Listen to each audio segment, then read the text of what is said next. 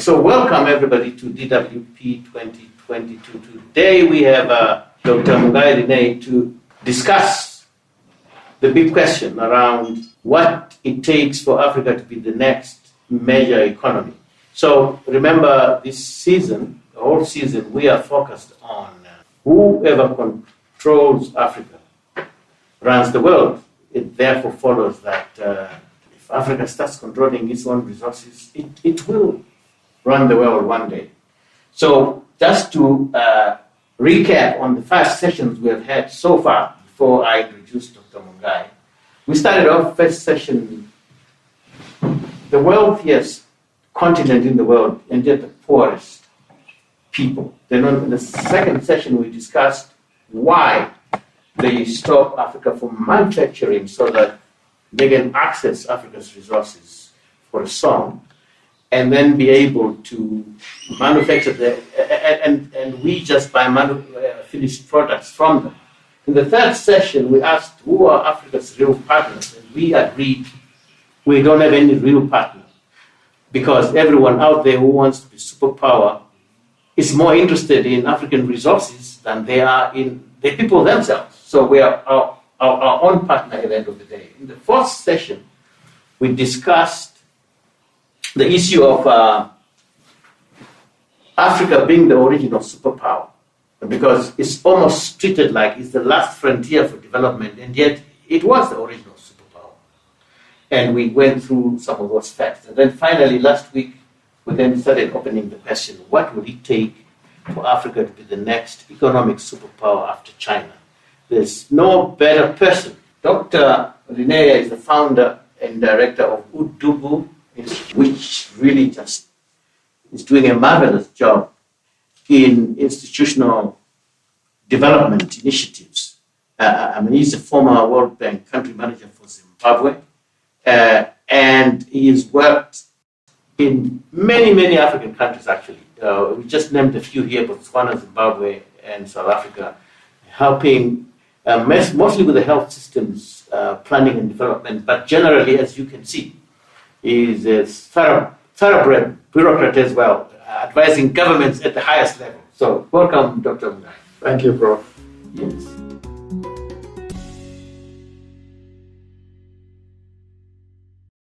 Here we are. There we are. We meet again in 2022. Again. Yes. And whoever controls Africa's resources controls this world. We have analyzed this.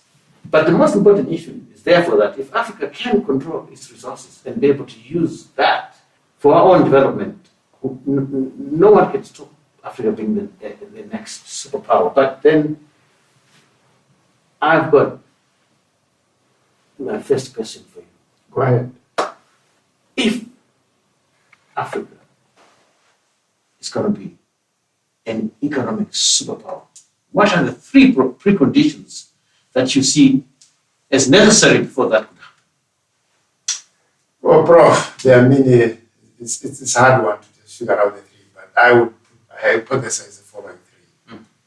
One is that Africa needs a culture change, and that means the way we do things. Unless we change the way we do things, I think for me that's the overarching theme for Africa this century and the coming century. So for me, a culture change. And that's the way we do business. Whether we are doing policy, whether we are doing innovation, whether you are doing education, whether we are doing building institutions, or we are building systems, whatever it is, we need to change. We need a culture change. That's the first point. The second point I would say is Africa needs to build its human capital. And human capital is not just education. It's about health. It's about education. It's about housing. It's about water. That Africa needs to pay attention to its own people. Help them build capital, because, as they say, who built the pyramids? The citizens of Egypt. Well, some of them were slaves, but they were Egyptians. Who built the Great Zimbabwe? The Zimbabweans built the Great Zimbabwe. So ultimately, development is not about the many other things, and they all contribute. But I think, for me, the second point is Africa needs to build its capital. Right. Human capital. Right. The third one, I would say, is deploying the 4 types of capital. We have the human capital, which is labor. We have land, which is obviously without the land, the capital can't work, human capital can't work. We have the machinery, and those are the traditional kind of, okay, they're actually finance. It's human capital, it's land, and it's finance. Right. Those are the kind of the 3 traditional capitals. Right. In the 20th century and 21st century, a 4th capital has emerged, which is what they call the social capital. And we, the Africans, are well known for, we call it Ubuntu, we call it clans, we call it clanhood, we call it Udugu, we call it whatever you call it. That has become probably the most significant capital upon which you ride on the other 3. That you need land, you need people, and you need finance. But for you to develop, you need to deploy your social capital, which is the networks. So I would say those are the 3. If you ask me the top 3, it would be the 3. Right. So today, I was going to push you towards 2 of those. Go ahead. And you have taught me one thing when each time I interact with you, especially when we're dealing with major issues of development. Facts matter. They do. Let's analyze the facts all the time. Absolutely. Why? Because sometimes you think you're very, very far, but when you analyze, you're quite close. Sometimes you think you're very close, when you analyze, you're not. Yeah.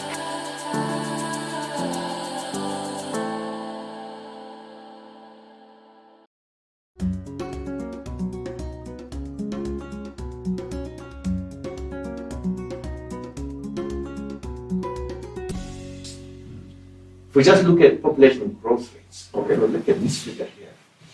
In 1950, Africa only represented, Africans were 9% of the world population.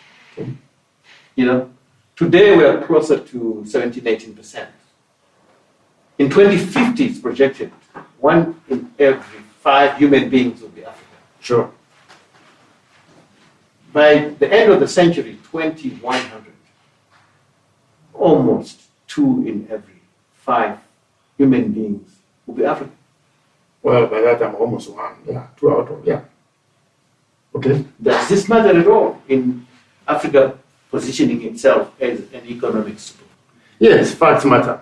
And I always say the one lesson I've learned over the couple of years I've been around is that it doesn't always work, but always try and act on facts. Okay.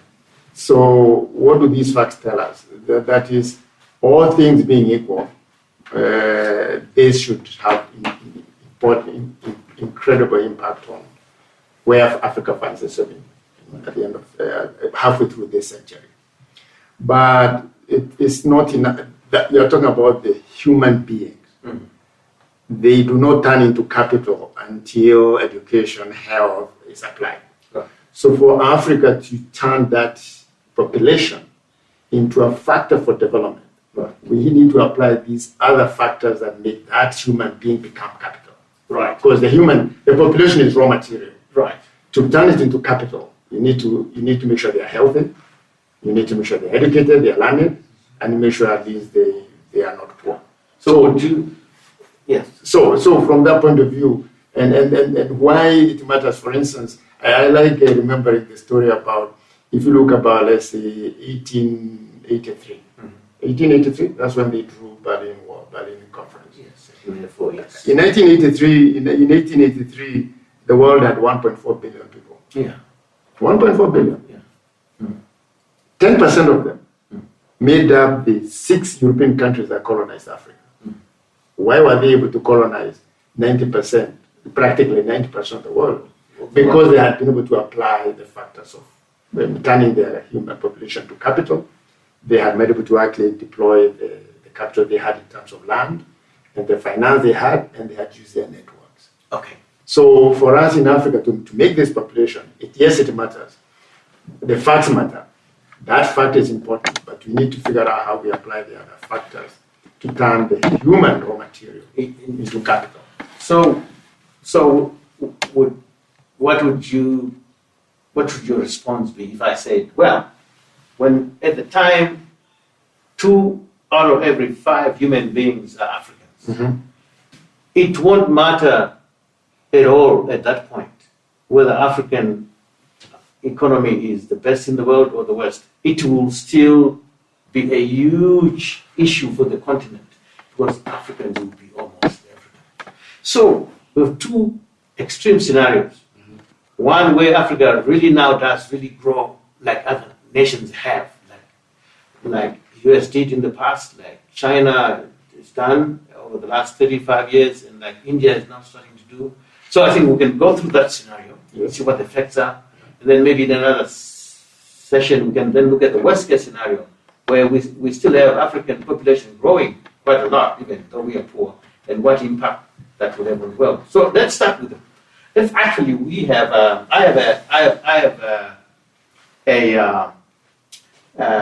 if you go to the next slide, I have to show Dr. Mungai this. I'm sure you've come across this gentleman, Noah Millman. He's done this projection, and I really want your reaction to it. He starts off by saying the scale, if Africa was just to grow, not even at the same rate China did of 12% per annum over several decades average, even if Africa was to grow at half that, or even less than what India is growing at the moment, so 6%.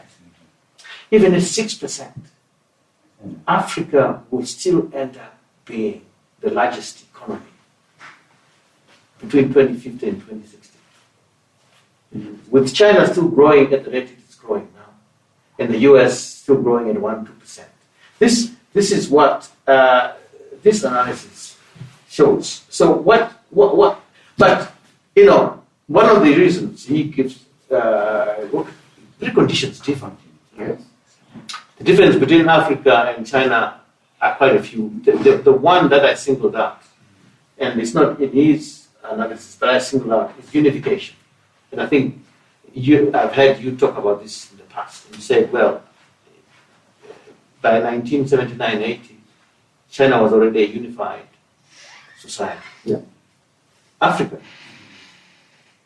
still hasn't reached that level of unification, even given our, free trade agreements and all this stuff. But anyway, so for that reason, we could say maybe maximum we grow is half or 40% the rate at which China grew. But Africa would still be the largest economy. Big player. So what's your reaction to this? Well, this projection was done in 2015, and he made certain assumptions. Yes. One can remember them, but it also depends on the assumption he made. But there were assumptions he made. Between 2015 and 2022, a lot has happened. Yeah. COVID has come, and COVID has rewritten certain parameters. The history where the world, the future of the world. It has changed quite a lot in terms of the history of the world. Today, there is a conflict in Europe. Probably they tell us since the Second World War, there's a more significant conflict in Europe. Yeah. It is going to have major implications. There are all sorts of, it is still in motion, so one knows. When you're in the middle of an inferno, you don't know when the fire will die out and you don't will be left standing. Those are all things that we don't know. But everyone accepts that COVID and this war are going to leave the world in a very different place. Yeah. So I don't know what the assumptions are going to be. Suddenly, those assumptions of 2015 will require some major modification. However, whatever those projections are going to be, Africa will become a major player because you said even if it doesn't grow as fast as the rest of the economy, it will also be a big economic player. The population numbers will matter. If Africans, they tell us that there are some very worrying projections I've seen before 2015, or around 2015, that suggested that by the end of this 2030, 4 out of the 40% of the poorest people in the world will be in Africa. That makes some assumptions about that we're going to grow at the rate we are growing, and that the world is going to work with the tools we had in the past. Yeah. The truth we know that's not the case. So, for instance, unification in 1975 for China, we are using the old tools of unification. Yeah. Unification, I think, in the coming decades, is going to require different tools, because you can unify markets through digitization. Mm-hmm. I do not to be under the same ruler to be unified with you. Yeah. If we are transacting, if we are relating in the digital space, the fourth industrial revolution is here. There is artificial intelligence. The communication channels have changed. We can be unified in the market. We can be unified in culture. Yes. We can be unified in education and the way we do things, without being physically unified under one leadership. Right. So in a way, I think we need to kind of start looking at asking the question, what are the assumptions? Right. And for me, the major assumption that makes about unification is that Africa needs to be one massive country. We don't need to be. We don't need to be, but we can still be unified. We can be unified, but there are many things that, there's growing consensus around that. Today, the world has got a very strong unified culture. It's an African-American driven culture, in the sense that it is. We tend to think. You watch CNN, you go on the social media, you go, and all of a sudden there's a convergence of thinking, irrespective of whether you're white, black, or whichever continent you live in. So there is a unification taking place, and Africa will become unified. What I have said is that only the elite in Africa are not unified. An average African who is not part of the elite like you and me, they are crossing Africa from Congo to Nairobi, from Kigali to without passports. With or without your permission. So unification is there, but it's just not recognized by us who that's my own bias. Well, it hasn't translated into material conditions. Right. But here is another thing that makes me optimistic. I want your reaction. Between 2010, 2000 and 2010, African countries were having the fastest economic growth rates in the world. Yeah. And it was all entirely 100% resource-based, yes. Exporting resources to China. Just imagine Africa starts manufacturing. Yeah. What would stop it being the largest economy? If we can have the fastest economic growth rate just from resources alone, before we even start manufacturing for ourselves. What happens if we become a manufacturer in China? Who can stop us being the largest economy, even before 2050? Well, as a lot of the stuff I've learned about agriculture and manufacturing I've learned it from you, as my professor. But there's a view that Africa cannot pursue the Chinese model of development. Because, you can take China, you can take Australia, you can do Eastern Europe, you can fit Brazil, fit them all on the African mass. A huge physical mass of land. So the view, one of the view, and which persuades me, is this micro enterprises, that the micro factories, especially given the renewable energy, that can operate without even the grid. In the old China, you needed the power to transmit it through lines. Therefore, that's what centralization. When Russia industrialized between the 20s and 30s, they were relying on electrical grids. Now, with renewable energy, you can actually run small factories almost anywhere without electrical grid. So clearly, Africa's development trajectory is going to be dependent on a whole lot of things. And I think the way we apply the other capitals, the human capital, transforming human raw material into the capital, skilled, connected, and thinking in a kind of, almost you might call the African culture.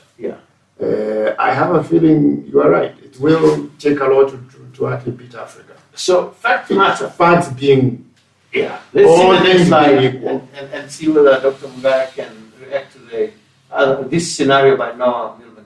Oh, this was the population and you were saying, yes, population may matter. No, but population matters. It does matter. It does matter. But in terms of the outcome you get, it would depend on how you apply, yes. what you invest in the human capital, what you invest in the human to turn that population to capital.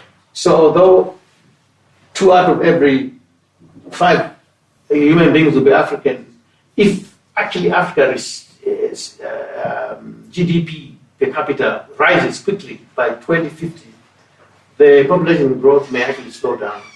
Maybe these projections still based on Africa being as poor as that today.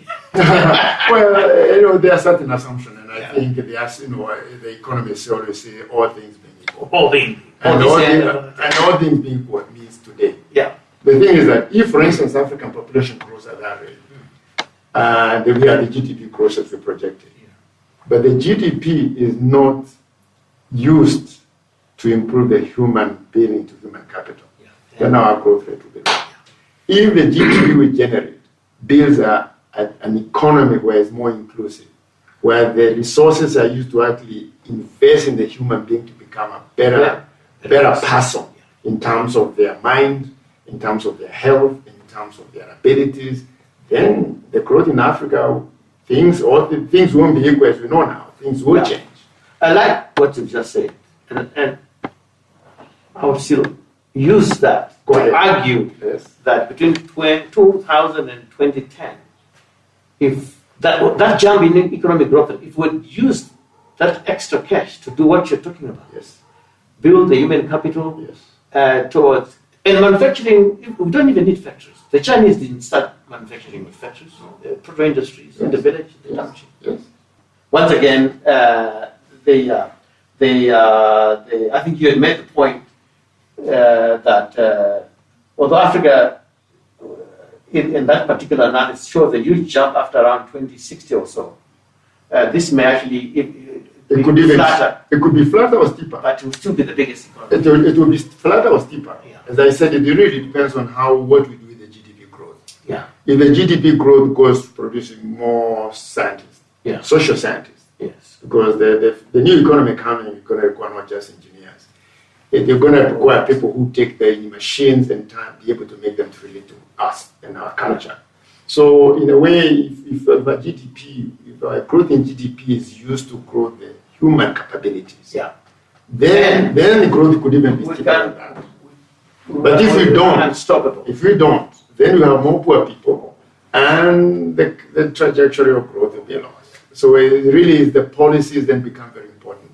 The policies are focused on how do you take the capital, the money you earn, dig out the minerals from the ground, the money you earn, invest it in more production, more agriculture, but invest it in more human capital. Okay, so there we are.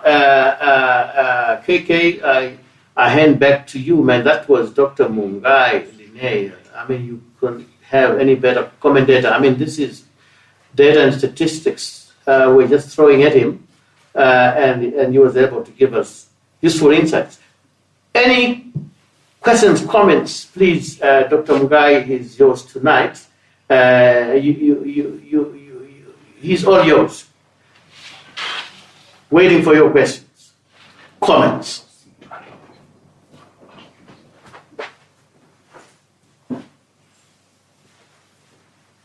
Well, while they are waiting to gather the question, I think we want to leave 2 points on the table.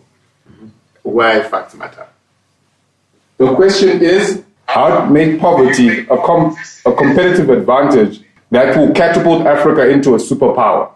Well, there are two views. There's traditional view. That is, poverty is poor people are a source of cheap labor. And you have cheap labor, you can produce products competitively, and therefore that becomes your competitive advantage. That's a view that probably came from the feudal economic production using serfs. It came from the slave mode of production. It came from the colonial mode. And I think the Chinese have used it quite effectively as a piece of manufacturing. But there's a new view coming up.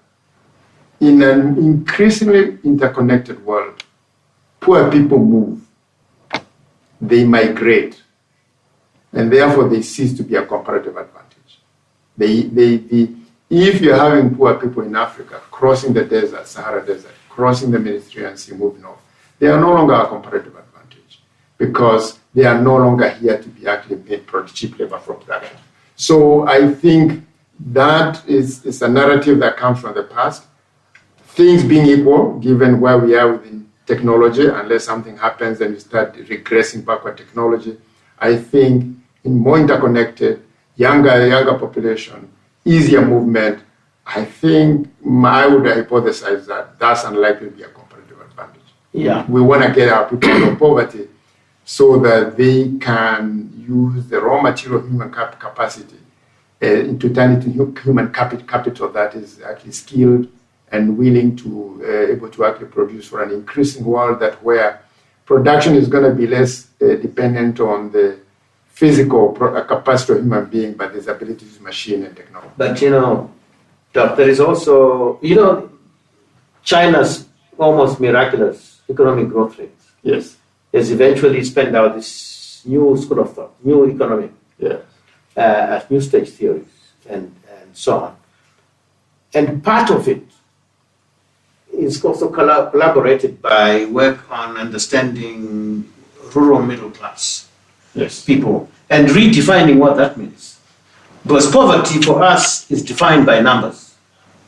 If you're less than $1 a day or whatever, whereas in actual fact, the poverty is a mindset and manufacturing and consumption of certain goods and services and behaving in a certain way is what I've heard you got enlightenment. So people with $3, $4, $5 a day could actually accelerate economic growth rates faster by consuming more manufactured goods, by changing their dietary patterns to healthier foods. So what would normally look like poverty and poor people could actually be the source of the fastest economic growth rates. Because they are changing behavior, they're changing what you call culture into a mindset of we have to work together to mass produce products, manufacture them wherever we are, and consume better quality products. And the whole society has a much more upgrading mentality rather than waiting for a job here and there. Well, it's more than waiting for a job. In the sense that if I have $5 and I believe I'm poor, the fact is that $5. Yeah. But if my attitude is I'm poor, and somebody else who has $5 believes he's not poor, we shall follow a different course of action. The person with $5 who doesn't believe he's poor, which is a culture mindset, will go and say, I can do it. Right. And therefore, they will try and do things that you think they cannot be done with $5. Well, somebody with $10 who believes he's poor will not be able to do what the person with $5 does because the choices they make for spending the $10 will not help them grow their welfare. So you are right. The idea that we say we can't do it, whether you believe you can't do it, or whether you've been convinced you can't do it, or you have been brought up to think you can't do it, and therefore you start saying, as they say, we Africans, we can never build a business.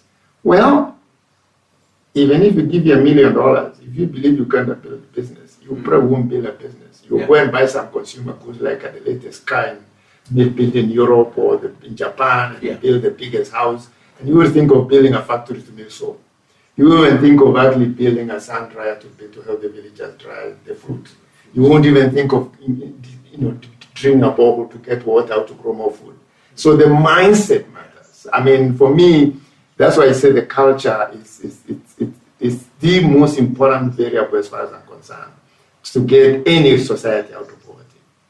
And it's a whole series of things that come to it. But it's so wide as a culture that we can discuss that in any way or form. But I think the poverty of the mind is probably the worst poverty you can actually have. Yes, I agree with you. All right, thank you very much, Prof. and Dr. Mungai. We've got Zenai Wadzanai's got a hand up. Wadzanai, we can hear you loud and clear. Okay, I didn't hear the discussion that the gentleman had before because the audio was really terrible. So I think it would be important to repeat what you said, maybe summarize it. However, I was going to ask, I think we've got to consider a number of socioeconomic factors as we look at Africa becoming an economic giant. I think one of the key issues that I look at, apart from the governance issues that are so, that truly affect each country's trajectory. If we look at the different governance systems across the length and breadth of Africa, which can really affect policies and the production of just everything in Africa. One of the things I've been grappling with, and I know Prof Mandi is a strong sort of advocate for the role of culture and tradition in economic development. So I find that as much as we would like Africa to grow, my son is currently living in Zimbabwe, and he says, I just cannot find a system that is efficient enough for me to grow my business. So it's inefficient in the sense that there is there's no financial leverage for him. He can't get credit as a businessman. He lacks support in terms of advisory services. He lacks support even in terms of, and it's not just the financial side, it's more the technical and capacity building side as well. And so at the moment, his business is sustained through remittances, his mother, myself, right?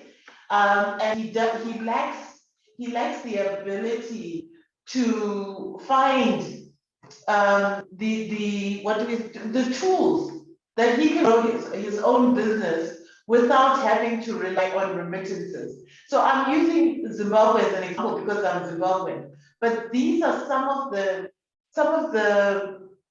things that set us at the very practical issues of youth in agriculture failing to find an enabling environment to grow. So my critical question is, how do we get to a point where the right of citizens and the right of the market forces to play is allowed to do this in order to facilitate growth? If we look at South Africa right now, there is such upheaval, and so it's affecting the economics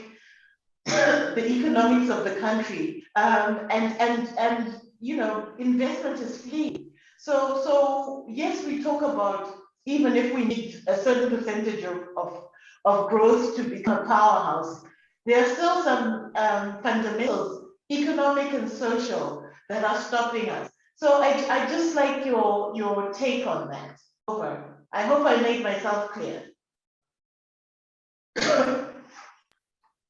Thank you very much, Wadzanai, for that. We've got Mr. Chasimba. Oh. I thought we were going to answer Wadzanai, but my observation is we are fascinated by numbers in population, but that in itself is not going to help us. What would help us is a per capita improvement, because the current population for Africa is about 1 billion. Our GDP is 1 trillion, which is comparable to a small country. For instance, Australia is 22 million people. the GDP is in the ballpark of the whole continent of Africa. So that is where the structural ratios of the financial systems of the world is a bigger issue that will inhibit African growth. So my question to Dr. Mungai is according to his experience with the World Bank and institutions like that, what can be done in terms of shifting the productivity or the perceived productivity of the African compared to elsewhere in the world? Because an example is myself, just by moving from Zimbabwe, my per capita is measured in the hundreds of thousands. If I go back to Africa, it's only a few $1,000. So I think that's where the effort needs to be understood. Well, thanks. There are two issues here, several issues have been raised which are interconnected. And I think the first one was the question of governance and the question of the socioeconomic, the fact that the place society, social issues play in it.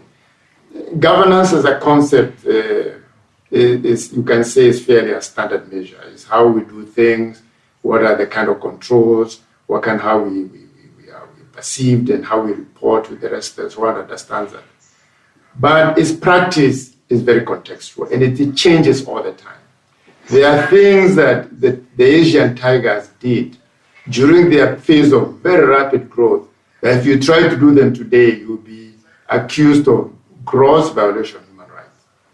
There are things that the Americans did 200 years ago, like having slaves, that you wouldn't dare try now.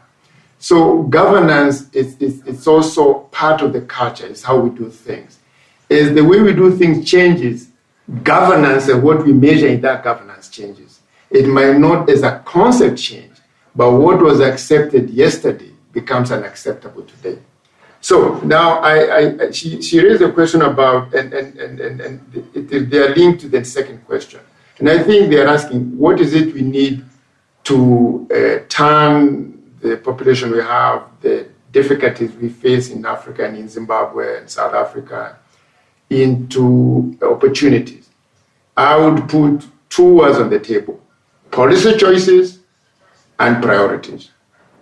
I think the choices a society makes, and unfortunately, a society only makes choices by consensus, by the leadership they have, or the government they have, or the citizens they have, and how the citizens and their own leaders work together to actually change our society. And all societies, so far as we know, have worked like that. Is that if there's consensus between the citizens and their leaders, and they create this product called leadership. In Swahili, they call it uongozi. In Shona, they call it utungamiri.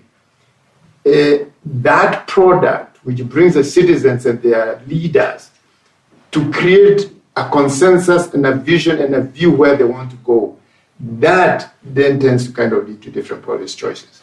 It is when you decide that, for instance, you find countries that say, we will not allow importation of luxury cars, but we shall support the importation of machinery. That's a policy choice. There's a policy choice that we have to make in terms of where are we putting our resources. In the 1980s, Zimbabwe made a policy choice to invest extremely heavily in human capital development, in education. They invested in health. They invested in safety nets. And as a result, you produce one of the most highly educated population in the world. Now, they have moved on because conditions have changed. But the capital they generate, the wealth they generate, comes back in the form of remittances. That actually is only possible because you actually invested in them in the 1980s and 90s.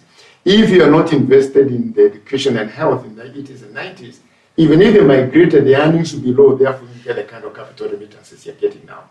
So capital choices, the choices that people make in terms of policy choices and the consensus in society, and the priorities that consensus decides are going to be the priorities, are some of the most important variables I put. I don't know what, Prof, you want to add anything else?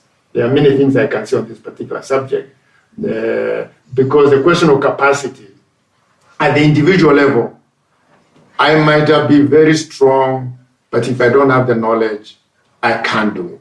So for an individual level to actually solve, to be in terms of capacity, I need to have knowledge. Knowledge allows me to make choices and to what do I do.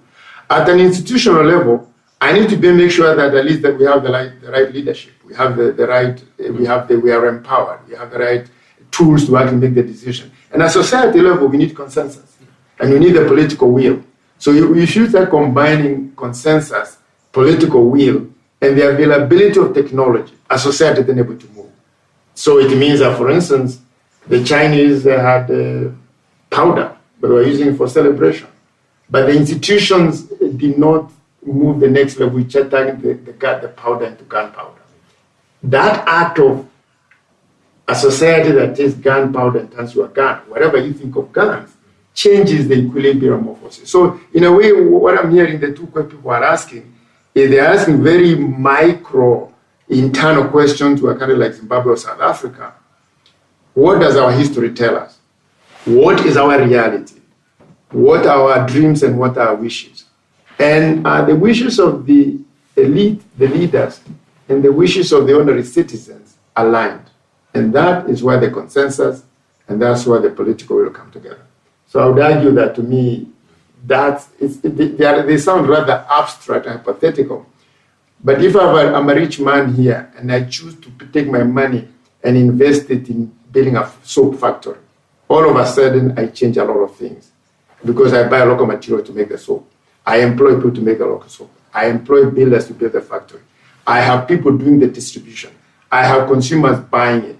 All of a sudden, that very act of having decided to build a factory rather than buy the latest, most expensive vehicle there is in the world, I have changed my own society and communities in which I live. Those choices are important. And you might say, well, as a citizen, what power do I have? Well, that is the big question of humankind. How do you arrive at the consensus? I don't know what you say, Prof. Just in summary, because it's your day, you put a very important point behind these questions, which I would put differently. I don't want to put words in your mouth. No, please go ahead. There is a difference between business and economics. And because of our colonial baggage, both at governance and policy level and operational level, even some of our best minds confuse the two. So you can have conditions where some businesses thrive, meet all the conditions that there was asked, but doesn't mean the economy is growing. True. Then you can have a situation where actually there's focus on growing the cake. You talked about it. Governance systems who are trained not in business, but creating an environment which will make many more businesses thrive. So there's always this thinking that if I can start a business and it grows, therefore I'm in a good economy. No, businesses will grow in almost any environment, even in a war. Especially in a war. But do all governments understand how to grow, the conditions for businesses to grow? That's the problem. Yeah, I think. Well, unfortunately, economics is about looking at history, learning from it, and trying to predict the future. Right. Therefore, we tend to use tools that we know. And it takes the innovators to step outside and produce new tools. Then the economy says, oh, yes, these new tools they can be done.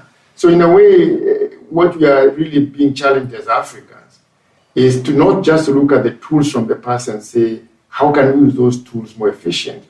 It's sometimes to step out and say, are those tools still relevant given the environment we find ourselves in? And that sometimes can lead us to actually make a complete different choice in terms of what we do. What were the Western countries saying to the Asian tigers at the beginning? They were telling Japan, you can't manufacture motor vehicles, you don't have steel industry, you don't have this.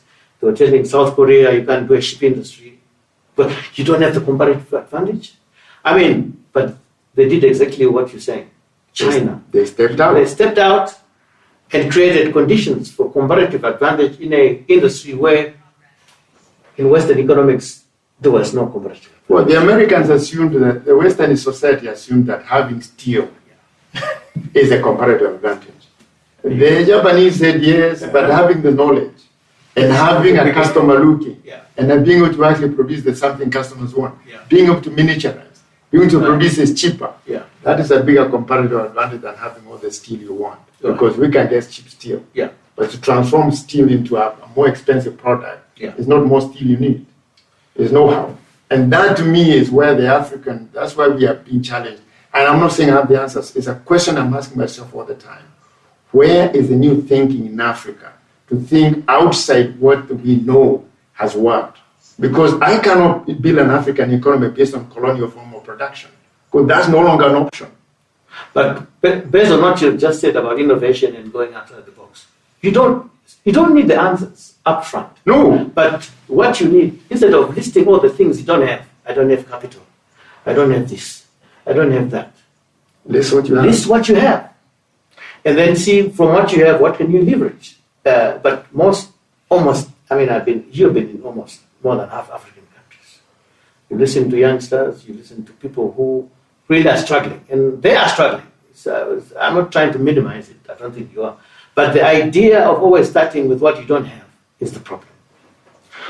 Well, the young people are struggling, and I think we are partly to blame as the older generation, in the sense that we took the view, and we told our children, go to school, come out and get a job. Well, because we were the post-colonial generation, we got jobs. We kind of assumed that the world will always run the way it was when we were running. It's like my father telling me, you just go to school and come back and be the clerk for the white farmer to collect milk. It is him assuming the world will change.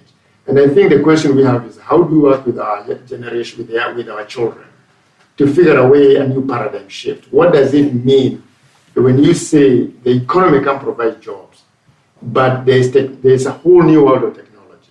There's a whole more interconnectedness. Where is there? I can't see it because I'm an old man.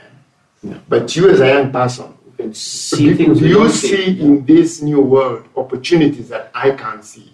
And how can I, as an older person, help you liberate those opportunities in the environment you are in? And that's what I spend all my days. And there were problems in both cases. The older generation were not creating the environment for the young people to see what they can see. The young people, they want a more predictable environment. Anyway, any more questions for Dr. Mandi? We are not giving the full, we are just reflecting on this because these are difficult questions. They are asking very difficult. These are difficult issues of our time.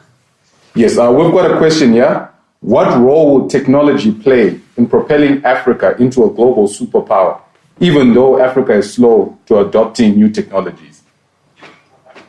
Well, let's start with Zimbabwe. I think Zimbabwe, unless I'm mistaken, I could be wrong, Zimbabwe is supposed to have the second largest deposit of lithium in the world. Your deposit of nickel. Yeah. So, these are supposed to be the metals of building the new energy sources. To build a lithium factory, you actually don't need a lot. You just need the machinery, a few trained people, and you can produce the batteries and sell them. So we actually do not, and you think about it, there cannot be more than 10 centers in the world that produce the chip, the computer chip. I remember one year, there was a fire in Japan, and the computer chip burned, and there was a shortage of computer chips. So clearly, there are very few centers around the world that build technology. Zimbabwe can become the center of producing lithium batteries manufactured in Zimbabwe and exported to the rest of the world. It's going to require that kind of thinking rather than we will dig up the lithium and send it off to process somewhere else. It's exactly what we need to make sure that we have lots of scientists. You read about them all over the world. Yeah. How do we get Zimbabwean scientists and Zimbabwean capital and Zimbabwean know-how to be able to build on the lithium battery, for instance? And that's just one example. The Zimbabwe is in tropical and kind of Mediterranean type climate. When it's winter in the north, it's summer in the south. The north is one of the biggest consumers of tropical products.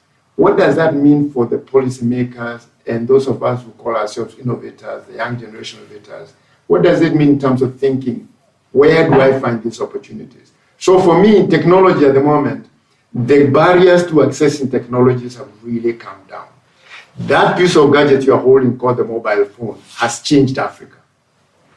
In my country where I come from in Kenya, the mobile money M-Pesa has changed the lives of every single Kenyan, whether you're rural, urban, or you live in London, or you live in New York. You can move your money using M-Pesa at a fraction of the price. So technology, in a very few small sites on the continent, can really make a change the way the world, the African continent develops. So for me, I would say, look for the technology. You don't have to invent it. The Europeans, to build a better ship, they went to visit the Arabs. And they worked there for a couple of years. So how the Arabs were building their ships came back and improved the technology. So we can, and there are many Africans out there working for technological companies. The biggest technology companies in China, a lot of them have people who went to the States, got educated at MIT, Yale, went back and started companies. So the diffusion of technology in the 21st century is extremely rapid and is actually not that difficult. Either policy measures and attitude are in place. And that, I think, for me, that's why I say the culture, is the mindset of our leadership. And I mean leadership is Tutungamiri, not Mutungamiri. Utungamiri, how we as citizens, with the people who lead us, how we decide we read this world and say, okay, we are going to get the technology that makes these batteries. We're going to make the technology that turns the furniture, timber into furniture. We're going to technology that takes the granite from Mutoko into polished marble to send all over the world. That's a mindset. That's not a capital problem. So can I be a bit more ruthless than you? Go ahead. I've worked in supermarkets in my own country, Zimbabwe, South Africa, many African countries. And I would say 99% of the products that I see in the supermarkets in Abai can be produced with old technology. Yes. Dr. Mungai, we don't even need new technology to be the fastest growing economy. We can be the fastest growing economy using old technology. I mean, we are importing toothpicks, dog biscuits, cornflakes, basic things. Even the types of machines we're importing from China, like the mining equipment, the types of engines that are growing now in China, those can be produced in Africa with old technology. Yeah, but just imagine now we apply new technology to new ideas, which is what we were talking earlier. I'm just simply saying technology. I like the question. I'm not downgrading the question. But I'm just saying technology is the thing, but we don't even need new technology. And I'm saying the mindset beats technology every day. Culture beats technology every day. If you and I could think that in order to drive a car, we have to drive the latest car there is available, why should the young person not think that I need the latest technology available? I know. We not setting the example. We are not setting the young person is not setting the example. The young person is not saying, I will buy myself a bucket, I will buy myself a car, and I'll buy the latest technology. No. They have seen what we do, and they are doing what we do. I want the latest car, therefore I want the latest technology. Rather than I want the car that can make function now. We have potholes, we have dirt roads, we have gravel roads. Yes. I actually don't need the latest car. No. I need a rustic, a kind of car that is rustic, is tough. In an environment where you don't have power fails often, electronic equipment as machine is not going to do it. So sometimes you might want to step back a little bit, get the technology before then. Yeah. So you build the momentum to build the technology. You can live from. Exactly. Which is what we have done with cell phones. Yeah. We have taken the cell phones. Yeah. We know they don't need a lot of charging power. Yeah. And therefore they are very convenient because for a little power you can actually make them work. And therefore you change the financial systems, movement of money, communication. And now we are about to leapfrog and say, we actually don't need grid lines to generate power. Right. We are going to do microgrids using solar panels. So we are saving, as an African society, we're going to save an enormous amount of money from building power transmission lines. Right. They are very expensive. A microgrid, solar, is cheaper to build and it will work just as well and easier to maintain. And you start localizing technologies and societies' ability to solve problems. So for me, I think that's why I keep going back to culture. The culture of how we do things makes us make different choices. I want the latest aeroplane to fly as fast as possible. Well, why should the young person just say, I want the latest machinery to do what you're asking me to do? Never mind is it appropriate or not. You bought that latest car when the road was not appropriate. But I'm even saying, even that latest car is old technology. Because it's already there. You don't need to go and create your own new technology. That's what I mean. I see what you mean. Yeah, I agree. Thank you very much, Dr. Mungai, Prof. We've got Changamira Chasimba, who will be our last question. Your mic is unmuted. Hello? I can. Hello? Hello, Mungai has got any ideas? Yes, please start again. We can't hear you. I wanted to ask Dr. Mungai if he has got any ideas on how to change the financial structural ratios. For instance, Africa's GDP is just $1 trillion for 1 billion people. That's very comparable to Australia, for instance, which has got 22 million people, and its GDP is 1.3 trillion. So to me, it's more of the financial structure as opposed to having a lot of people. Then my second question has to do with, I know what you are talking about, leadership. I've got a sort of a different take on that, because what we need really is not political leadership, but rather economic leadership. And I think from hearing your contribution here, are you saying that you cannot separate politics and economics? Okay, the man is asking a tough question. Differentiating politics from economics. Yes. I would say you can't, but is where you and I can disagree, or at least explore, is the correlation between politics and economics. Now, the popular view is that we have a political crisis that leads to an economic crisis. My few years around working and reflecting on life have left me with a different postulation. And this is my sequence. That is, human beings are first and foremost economic animals. That's what we are. We produce, and that's what differentiates from animals. And if your economy is growing, and you are distributing with a certain level of sensitivities in terms of building your own society so that the human beings you have become more productive. You will invest in health, in education, in water, in roads, in housing, and power. If you can do that, people are reasonably happy.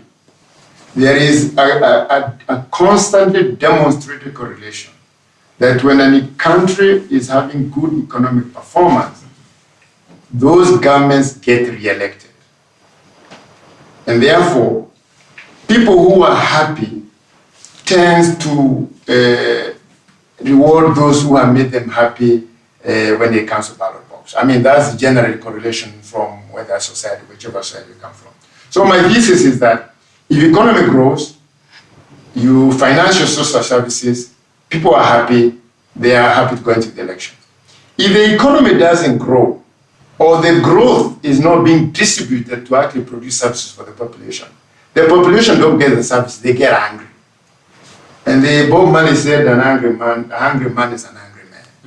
So if our GDP, whatever we call the GDP, is not turning into services to provide food security, provide water and sanitation, those citizens are angry because they are not getting such services.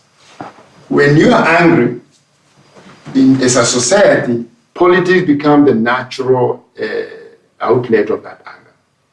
So poor economic growth, poor services lead to political anger, and therefore people get angry. And we have seen it under colonial rule. It was exactly what the African nationalists said.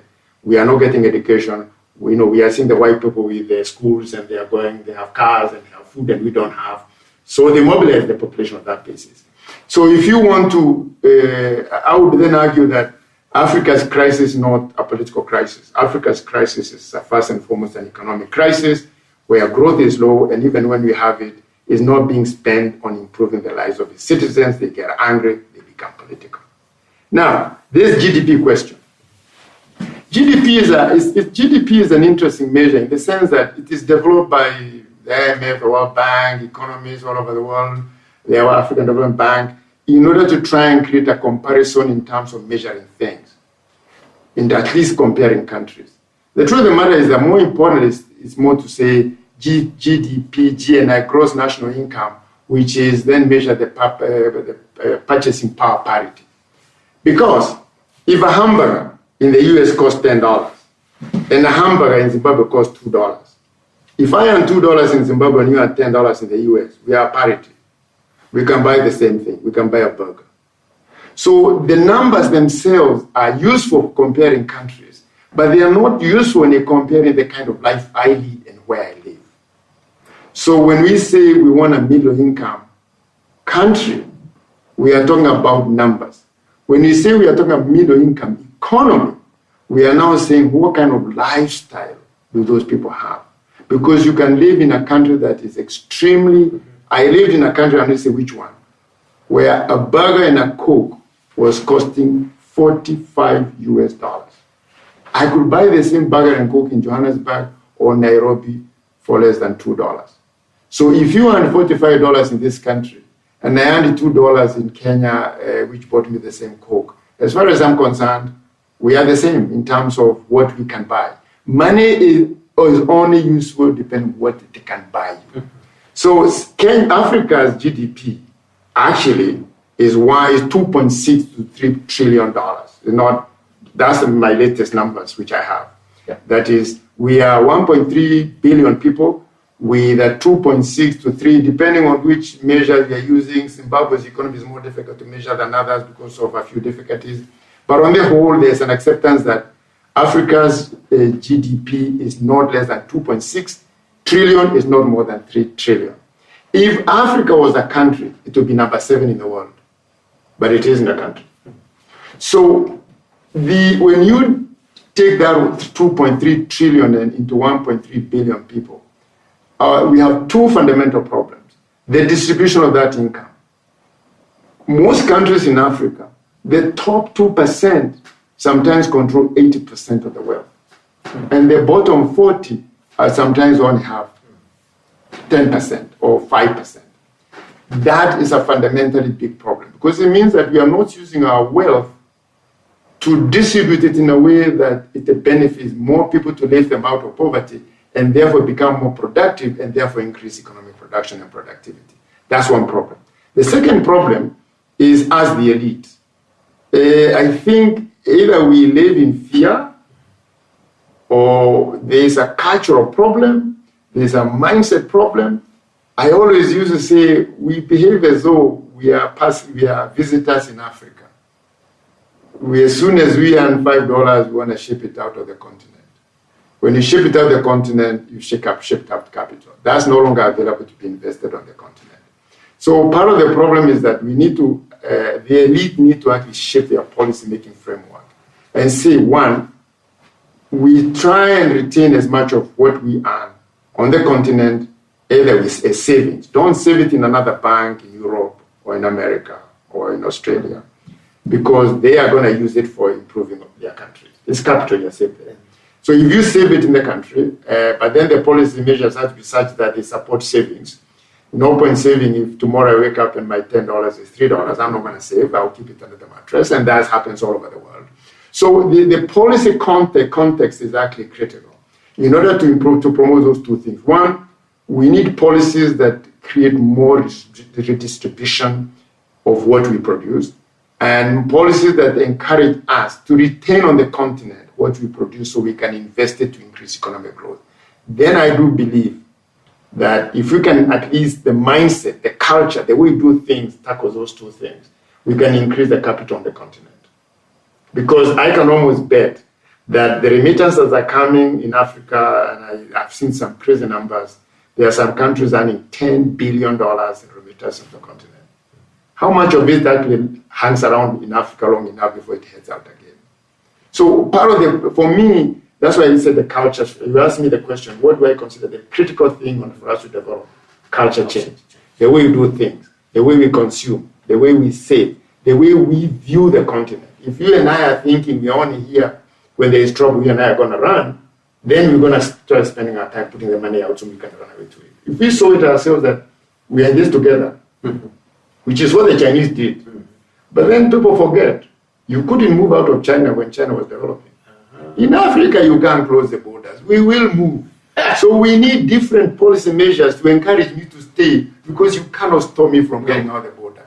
You need, we as the elite, we need to figure out new policy changes that is the kind of, you say, you're in prison, but there's no wall. So why are you staying in? Well, because actually, all things being equal, I'm actually better off where I am than moving across the river, across the crocodile river, going to the forest, the elephants, the lions are there. I think I better stay here. So in a way, the policy measures have to be such that they encourage the African population and the African elite. And I think for me, the challenge I always throw is the African elite. Yes.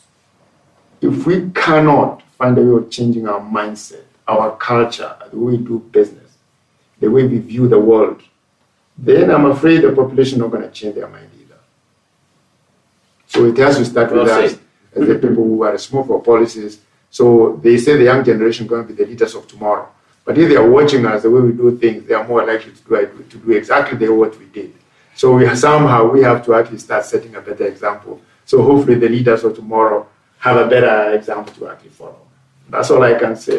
It's a tough, the questions put today are at the fundamental, at the heart of economic change, economic transformation and development, and what kind of continent we're going to build.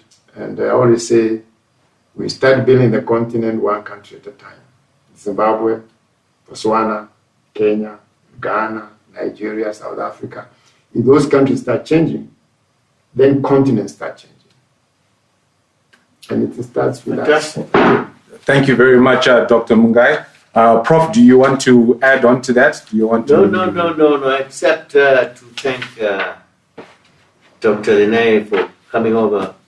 I know, you're a true son of the soil. I mean, you have been all over the continent. You have given so much to the people of Africa. Government, now you're working with young people. It's just inspiring. And you still believe in the young people so much that it inspires a lot of us. So thanks for coming.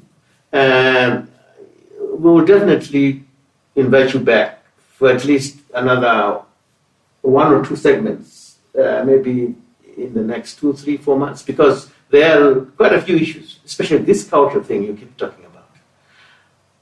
And especially its relationship to the kind of mindset, leadership, what needs to happen for us to be the largest economy in the world. Promise me you'll be back. As long as you remember what I'm going to say, my final word. I've been very lucky. I consider one of the luckiest Africans given all the opportunities I've had and the people I've met. So you said I've been everywhere. I've just been very lucky. And I hope more and more young people find the luck to turn difficult situations into opportunities. Asante sana. Karibu. Asante. Kwaheri. Thank you very much, everybody, for joining us tonight. Please do follow us on our social media handles, Dialogue with Prof Mandi Rukuni, and do subscribe and like on YouTube so you can be up to date with more episodes which we'll be posting soon. Thank you very much and good night. Good night. Thank you.